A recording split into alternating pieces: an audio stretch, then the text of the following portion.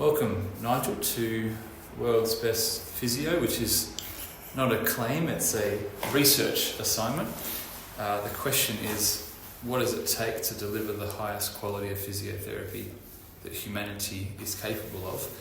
And I've invited you to be part of that conversation, not only because you're familiar with physiotherapy and in a variety of ways, but that you have an insight into how we can learn from the ancient texts, from the Hebrew and Christian texts especially, and learn from not only tradition but faith and belief and the way we conceptualize the body and how that can be used to deliver better outcomes than perhaps the exclusion or ignorance of such things. Cool. So, welcome. Thanks, Sam. Thanks, it's great to be here. Thanks for the opportunity. Feel free to say whatever you want, no? I'm a runner who gets injured and needs to see a physiotherapist regularly. So some of my experiences come out of that, both the running and the running community, as well as the experience of physiotherapy. Alongside my current occupation as a minister in the Uniting Church, doing stuff around advocacy and leading teams in Victoria and Tasmania around what does that stuff do, including some things around disability.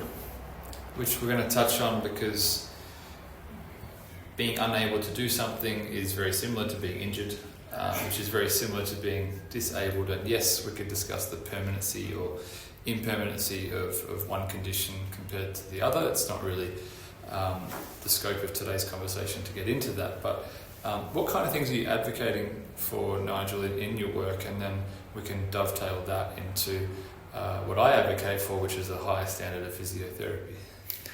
So I lead a couple of teams, and the main team that I work with is involved in advocacy around things like disability, around social justice on a national and state level, as well as intergenerational and intercultural. So passing the mic often to people who are struggling in those contexts, or giving voice to things that they've said.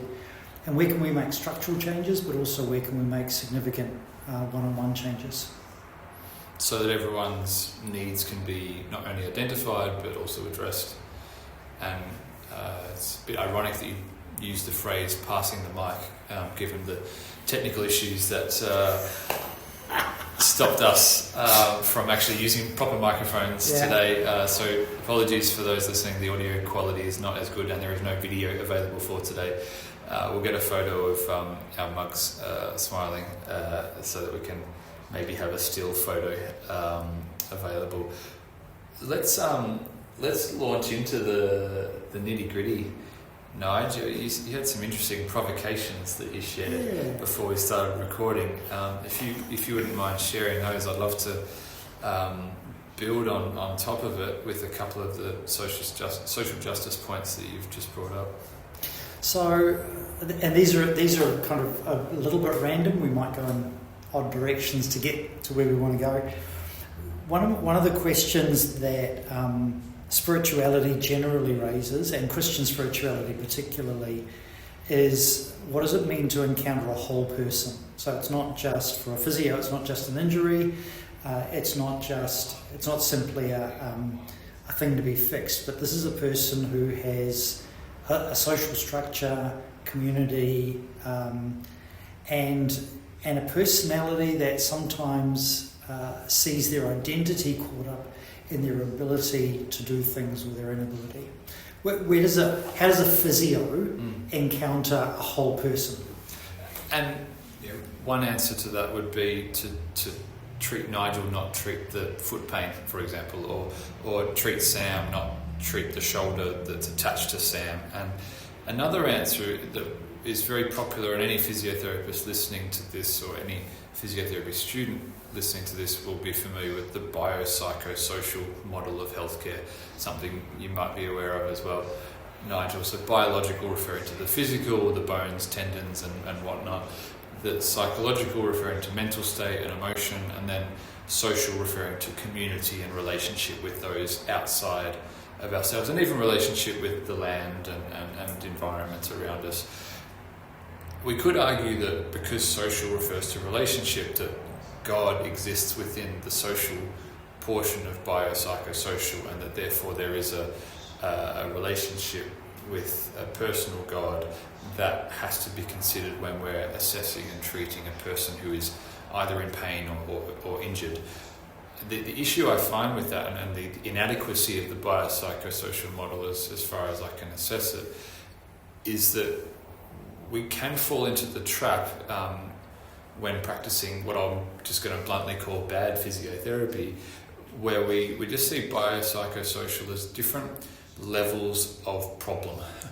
There's the physical weakness in your muscles and the physical fracture in your bone, but then there's also the fear and emotion in your psyche that's also getting in the way of you returning to the activities that you want.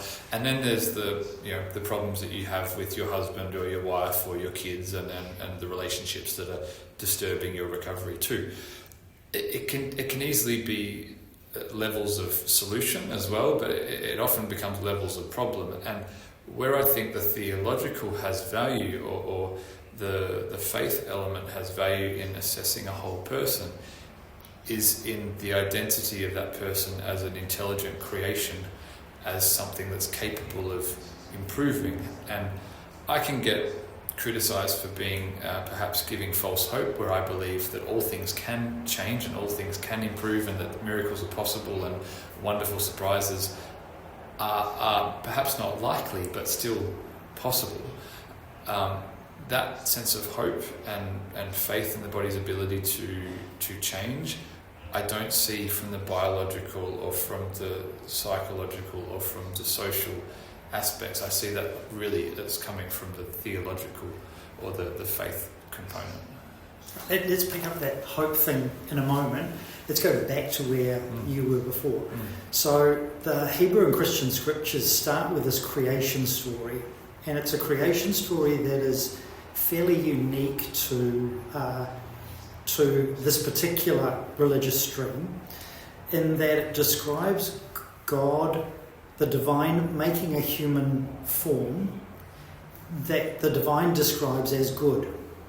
Very good, in fact. Very good, in fact. The other parts of creation were described as good.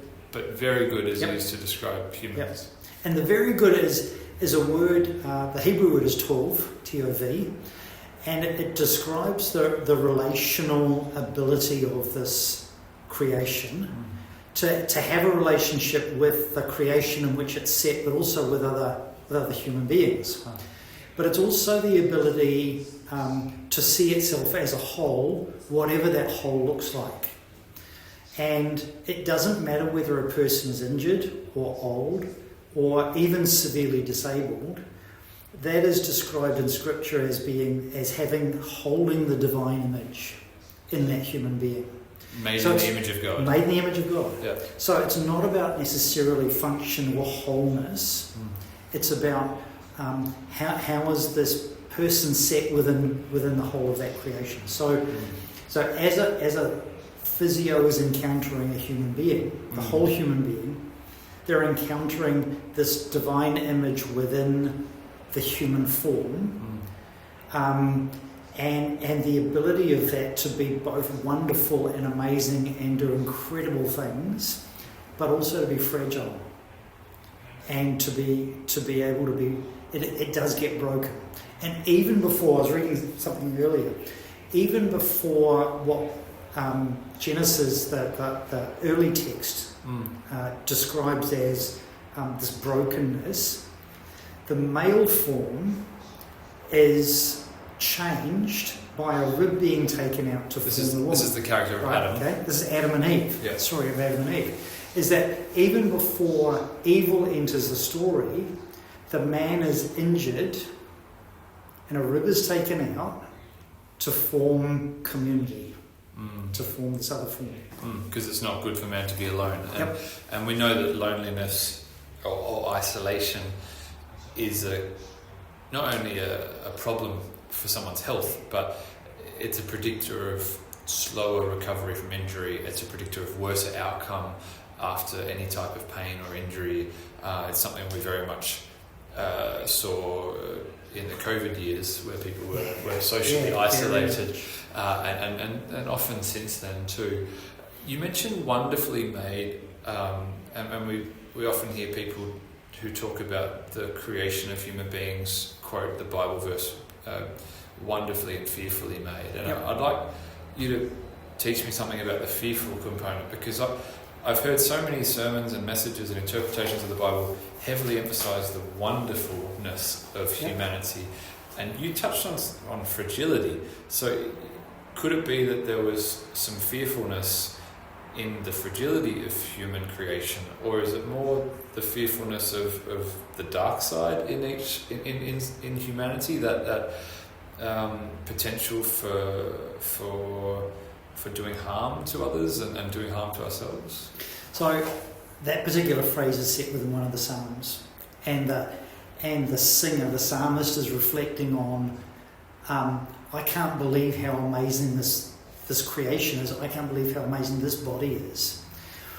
Part of that, the theological component. So I'm not sure what the word makeup is in the Hebrew, but the theological component is, I actually recognise my inherent brokenness and my ability to break other people, to damage other people. And so there's that sense of, there's a phrase that our biggest fear is our ability to do damage to other people. Well, and this is so relevant to physiotherapy. It's pretty much coming out of a physiotherapy textbook, because the Hippocratic Oath, which I had to swear, I suppose, when I graduated as a physiotherapist, is first to do no harm, and then after doing no harm to do good. And this potential for our words to create nocebo effects, placebo being the positive, sometimes unexpected or unintended, the positive effect that we can have on people. The nocebo effect has been well demonstrated now scientifically, but has been known since biblical times as our words can cut like a sword and have the power of life and death. So hopefully, if someone is working as a physiotherapist now or in the future, they can recognise that these faith systems have a powerful potential to inform and guide the conduct of the physiotherapist, and better assessing the whole person, not just the bones and tendons inside. But the treatment's also in the words. So when I'm on the table and Rachel is digging her elbow or whatever into my back, sharp elbows too. she's talking to me, and if I come away from that session, I'm feeling better in my body, but if I come away from that session with a sense of hope, because I've been told we're on the way. We're on the way to healing. When we have a conversation, it might not be about this injury, it might be about what's going on at work or whatever. For someone to say to me, even in that context when I can't look into my eyes, you're actually a valuable human being. You actually have worth. And I'm treating you because out of this, you're going to be able to do more than you can at the moment. Well, and there are times in the Bible where we see healings performed by either Jesus or his apostles for people who were outcasts in societies, lepers who were often distanced from tax collectors. Actually, no, maybe there wasn't healing. Anyway, he got along well or made a point of getting to know the outcasts in society, as well as being compassionate in healing them. I don't have any continuation of that train of thought, except that we seem to be arriving at that sense of hope and faith in the healing potential within the human body. And what would you say the Bible or Christianity has to say about the role of hope, or the hope that we might not have in the absence of such a belief system?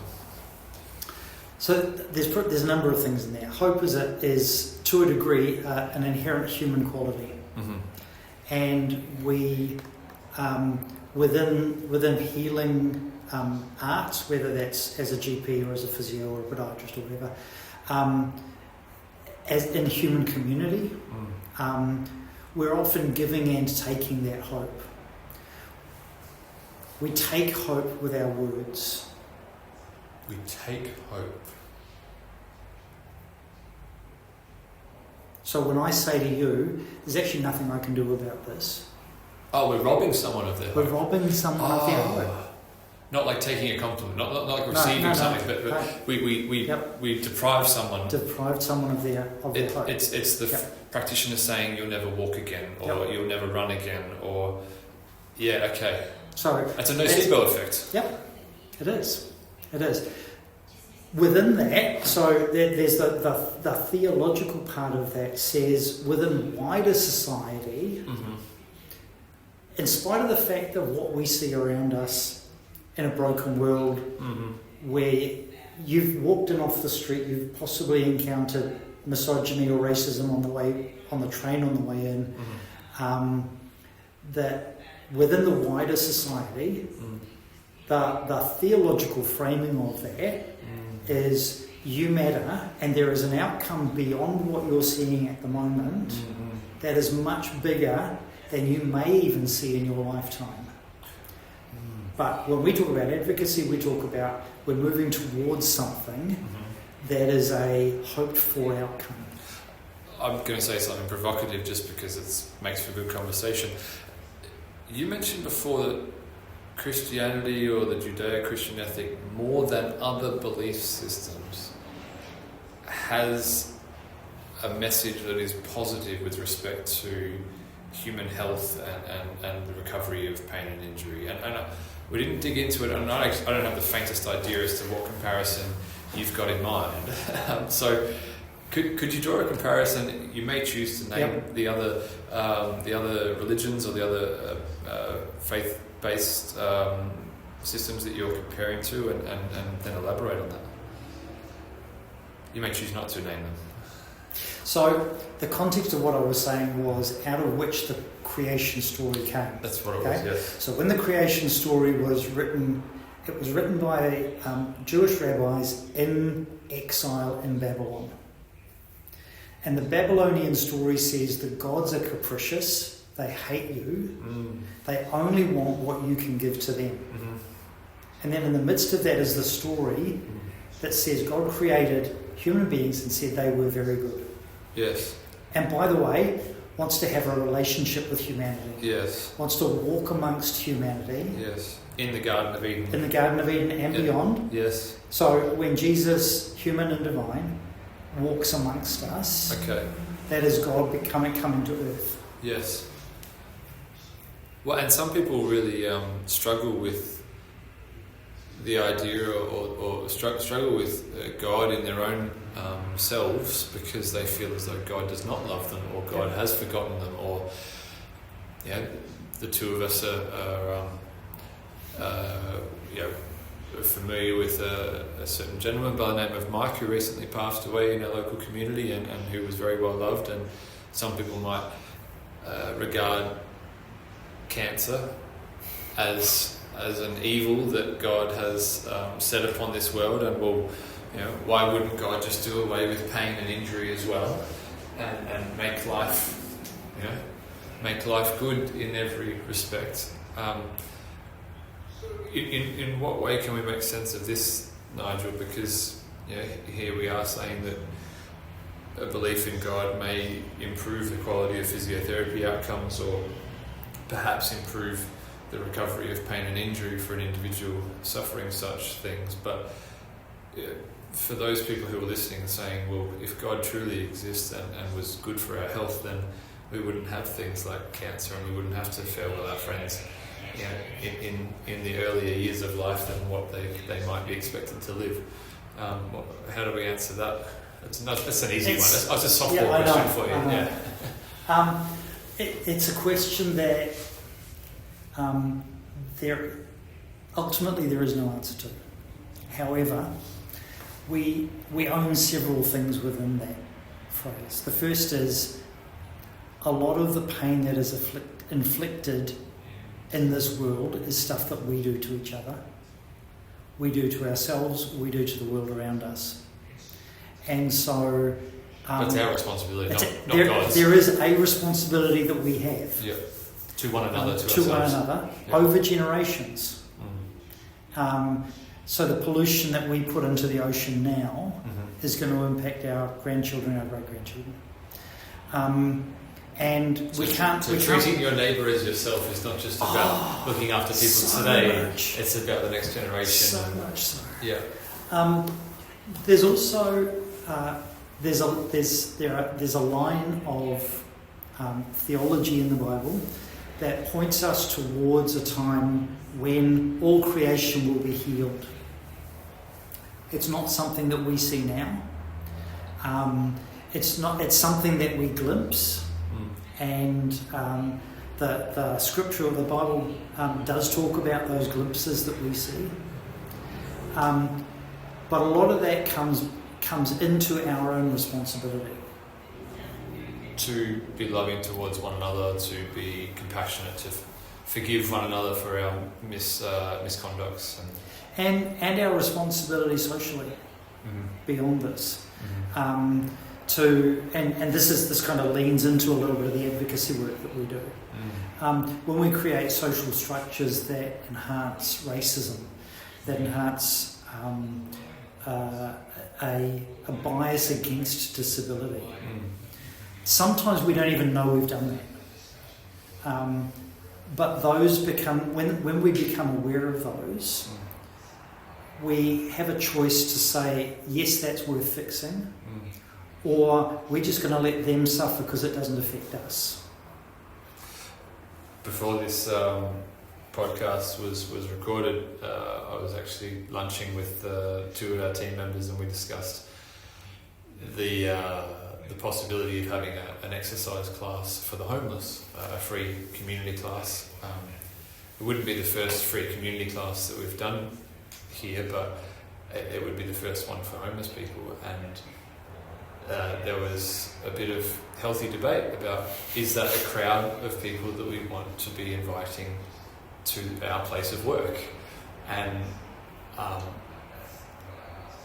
was going to say unfortunate, but we have discovered alternative methods that we can achieve the same goal.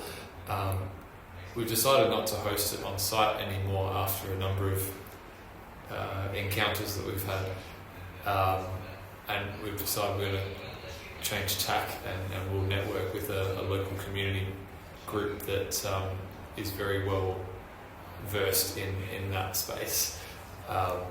So to recognise that you're not just treating an individual person, a Nigel for example, you're actually delivering some level of pain relief or benefit, some good, some care into Nigel's family, into Nigel's congregation, into the workplace in which Nigel frequents, and every other group that he's then connected to. So it's Dostoevsky had he was quite an extreme person, which some people might then happily disregard this quote.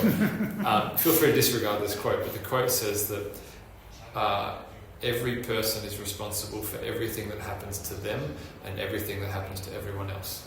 So that would say that every single thing that happens to every person on this planet, and will ever happen to everyone on this planet, is something that I am responsible for. Not 100% responsible for, but partly responsible for. Because if there's a system of prejudice towards any particular group, and you've mentioned a number of groups there, sometimes we can dismiss someone who has a certain injury, and this is again the difference between good physiotherapy and bad physiotherapy. Bad physiotherapy would just be, they've just got that injury, they're stuck with it, or they've got that condition, they're stuck with it, or they don't have the right mindset, or they don't have the commitment to getting better, or they're not doing their exercises enough, and it's all on them. Whereas a Christian ethos would recognise that, well, if I myself was in their shoes, I would want someone to be compassionate towards me and to care enough to continue persisting positively towards a better future instead of giving up on me. And therefore, if that's what I would want to receive, then I need to deliver that myself. Yep. And it's interesting when you read the gospel stories about Jesus. Jesus encounters a person in a moment, not the person as they were 3 days ago, but the person in this moment with everything that comes with that. Whether it's a woman who's carrying her child to bury them, or whether it's a guy whose daughter is really sick, or whether it's a woman who's been bleeding for 7 years, been to every single doctor, the Bible gives us all the of her money, as well. uses that moment. Yeah. And not come back when you're better, or come back when you've done your exercises. Jesus never said, come back when you've done your exercise. But it is that. It's that this person in this moment. I happened to fall into a deep theological debate with some Dutch reformists earlier in the week after learning a bit about rugby league. It was actually that same evening that I mentioned to you before we started recording. And the Dutch reformists have this idea of cessationism. The idea of once the Gospels were written, once the apostles were no longer living on this planet, that miracles of that nature, healings of a woman who was chronically bleeding, a man who was blind, another man who was paralysed for most of his life, plenty of examples that miracles of that nature stopped happening after the time of the apostles. And that on the one hand we would be taking hope, robbing hope from people if we said that. And this is why I don't really know what I think about this, because it's such a fresh idea in my head, so I really want to hear your thoughts, Nigel. If we deny any possibility of miracle, of remarkable healing, of divine intervention directly to the person or through another person as a vessel of that divine interaction or divine workings, if we deny that, then are we not denying the possibility of relief and possibility of peace and a better life? But then we don't want to give false hope by saying that those miracles are happening when they're not. So what's your take on it? How do we walk that? Because we don't know at the end of the day. Yep. There's debate within the Christian church about whether it's the one or the other truth. So what are your thoughts on that? So my first thought goes to let's have a conversation with some Indigenous people. Some Australian Aboriginals, New Maori, Zealand, doesn't matter. Doesn't matter. Uh-huh. Their reality encounters healing in so many different forms, through creation, through touch, through the spirit, through a spiritual encounter. I won't say spiritual world because they don't separate them. It's just the world. It's the world as we encounter it. Yeah. And there's what the Celts called a thin space between what we encounter in a physical sense of healing and what we encounter from a divine sense of healing. And sometimes it's not easy to determine what's what. I'd start there. I'd say it's important. Start from Indigenous cultures. Yeah. Start with a worldview that doesn't just look at medicine and science as the only way of seeing the world.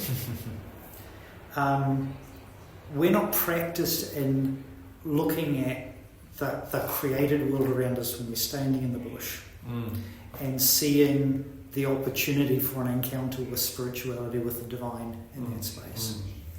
We see it as beautiful, or in our worst state, we see it as something to be bulldozed and you build houses on. So I'd start there.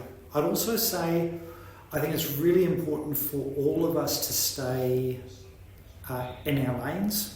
That I'm trained, if you're trained as a physiotherapist, that you're doing the best work you can in that. all the while understanding that your modality is only one of many. I'm not going to proclaim miracles over the top of the work that you do. Well, but I'm going to continue to express the possibility of miracle in the world. Yes. And sometimes that miracle, I think sometimes we see the miraculous as being this very large leap from this person's dead to the fact that they're standing right beside us. Right. Yes. We don't see the miracle of love. We don't see love as a miracle. We don't often observe and name a grandparent holding a grandchild after this grandparent's had a traumatic life. My opportunity to hold a grandchild as a miracle. We don't name. There's a whole lot of those things that we don't name as miracles. We've talked a lot about hope and faith in this conversation, but love of the three is described as the greatest in the Bible, and to be loving towards oneself, to be loving towards one another, and we see displays of, you wouldn't want to call it a romantic love between a physiotherapist and the person they're looking after, but there's a sense of care, there's an act of service, whether it's sharpening the elbow before sticking it in, or whether it's the quality time. You're not feeling as though you're rushed out of the consultation, but feeling as though there's time to listen and really take in what's being experienced by that person. And we could talk through the other love languages as well, but love, yes, could very much be a miracle if we view it in that way. What about the forgiveness of sins, Nigel? This is described a couple of times because once someone's healed in the Bible, you see more often than once, Jesus will say, now sin no more. Now that you're healed, go forth and sin no more. Or there was another time where he does forgive people's sins in relation to them being healed in their bodies. And I'm not saying that a physiotherapist should go outside of their lane and begin forgiving sins, but I can see parallels in the sense that a consultation will every day, there'll be at least one client that begins the consultation with a series of confessions, which could be, I'm sorry Sam, I haven't done my exercises, or I know I'm carrying a little bit too much extra weight around my belly and I really need to lose 5 or 6 kilos, or look, you did tell me that sleep was important and I've had 2 rough nights, and it's not because I've done anything other than just watch Netflix too much. So there's this certain level of what are they saying in their heads? Well, they're saying, please forgive me for doing this. Yeah, but what else are they saying? I hate myself. Oh, I don't like who I am. The things that I want to do, I don't do, and the things that I don't want to do, I do. If you can forgive that, you're okay. If you are where you are, life has done what it's done. So forgiving the self-destructive behaviours is an act of love. So for them to come in and say, I haven't done my exercises, for Sam to say to me, that's okay, is forgiving my sin. Whereas Sam saying, oh, in that case, Nigel, go have another go. Once you've come back in a week's time. Once you've had 7 nights of restful sleep and you've done exactly 80 repetitions per day of those calf raises, then I'll see you. But it's encountering the person in that moment in front of you. And being loving towards them. Yep. Where are you at right now, Nige? Because this conversation has gone in a couple of different directions. You've got some notes that you've prepared for today. So, is there something you haven't brought up yet that you'd like to? I'm still living with the emotional and visual encounter with Del Toro's Frankenstein movie. Yes. The latest one, 2025. Yes. In the midst of that is this line that Frankenstein's brother uses, and I'll quote it word for word. Did you ever ask yourself, of all the parts that make that man, talking about the image he created, which one holds the soul? Out of all of those parts that you put together, which one holds the soul? And the reality was, what Frankenstein was doing was putting body parts together for this animal. I don't care, he said, when the creation that he made started encountering with him and trying to engage with him, he said, I don't care, sit back down. You don't matter. And then interestingly, his brother's wife, his sister-in-law, he had a bit of a romantic thing with her. But, so Frankenstein, the doctor, his sister-in-law says to him, your heart, of all the human anatomy, that is the organ furthest from your understanding. We see the heart mentioned several times in the Bible. The heart can be hardened or softened. For example, the Pharaoh of Egypt, his heart was hardened and that was a way of describing the lack of compassion or the lack of care given to the Hebrew people back in the early parts of the Bible. And there's no evidence that I'm aware of that we've discovered the soul within any part of the human body. There is something called heart math.